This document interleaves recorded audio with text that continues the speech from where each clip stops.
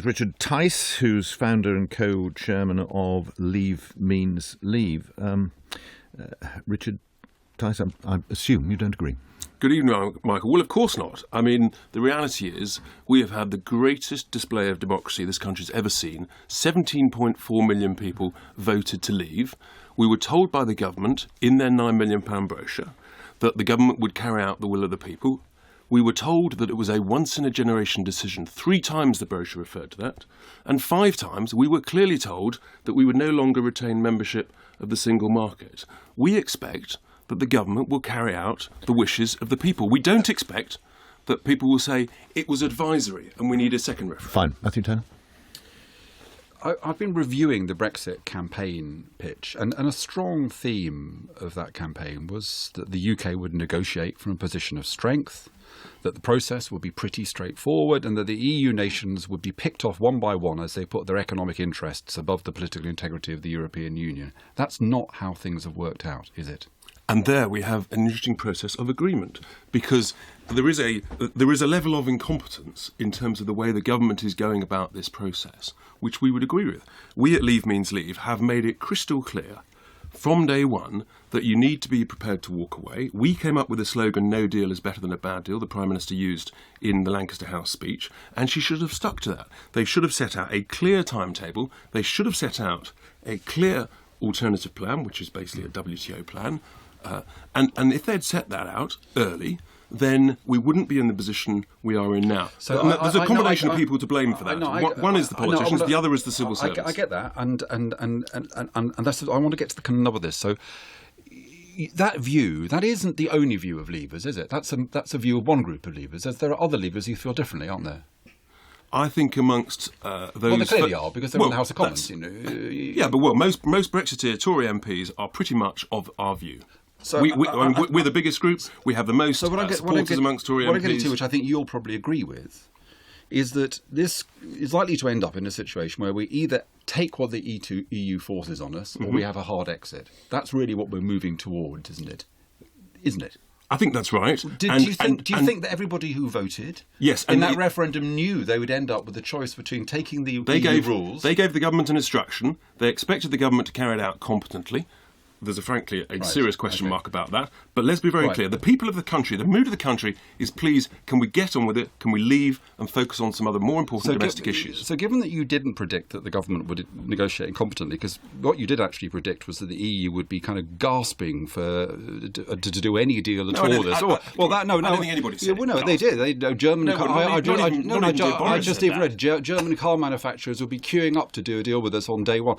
So they still are. Given that hasn't really been how it worked out, do you think it's appropriate that when people say that things are moving, things are changing, this needs to be debated, that leavers use phrases like collaborator, enemy of the people, traitor, about anybody who says things might be changing? Maybe we need to discuss this again. We don't use those expressions. I haven't heard many people use those expressions. Well, we know about enemies of the people. We all know about that expression. That was a headline for a newspaper because judges questioned the process. Newspapers can write headlines. So you agree that was wrong? Well, that was nothing that we came up with. We just used the simple words. It's a should be conducted in a sensible, business-like way. And business people would have conducted this in a totally different way to that which has transpired. Maybe they would. And look, the remainders can be hysterical as well. But are you saying that you don't ever think that the Leave campaign sometimes reacts in an aggressive and unpleasant way towards people who say, we don't think this question is fully closed?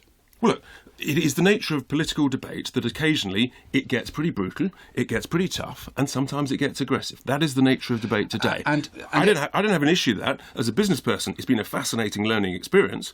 We can all decide whether it's too brutal or not. But the reality is this is a really important issue for the country, and we've got to get on with it. I get that. Now, if next spring, when it becomes absolutely clear, as you've agreed it probably will, that the choice is between taking the rules the EU imposes on us or a hard exit with the risks attendant to that, if it were, and I know this is hypothetical, but if it were then the case that it was very clear that the majority of the British people felt that if those were the choices, they'd rather stay in, what do you think the moral responsibility of the government should be in that context?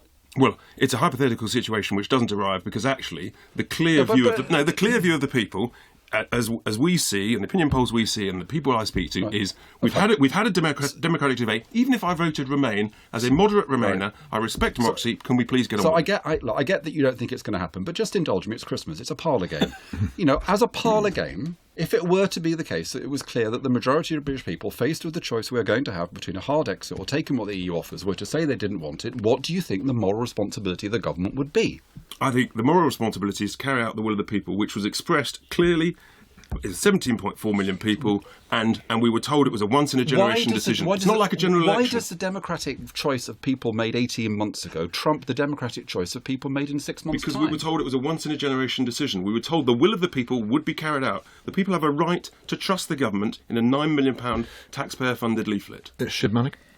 Okay, so just sticking to the morality of this rather than the policy, what's too high a price to pay to leave the EU?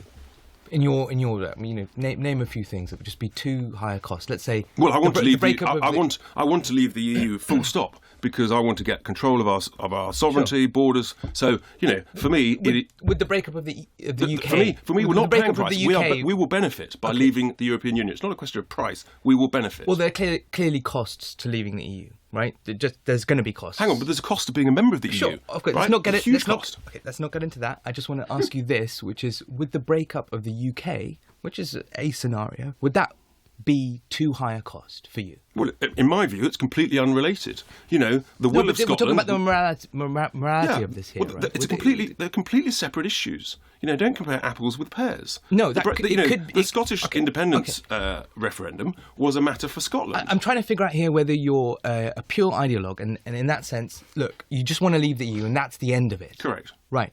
So, what price are you willing to pay? Are you willing to be violent in your cause? Of course not, because we live in a peaceful democracy. Right, so there are some lines that you want to draw. Violence would be one of them. Yes. Okay, is there anything else? Well, is it just violence? That's where you stop, and that's it? You talked about price. So you don't even want to hold another referendum, for example? Well, Would that be too I don't high? believe there's a price. I believe there's a benefit. There will be a huge financial benefit. Sure. There will be a democratic benefit. People will feel much more empowered to... Put it briefly. What are you willing to do to achieve your end? What we're doing at the moment, which is campaigning peacefully to ensure that the government carries out the will of the people. That's the ambition of Leave Means Leave. Okay.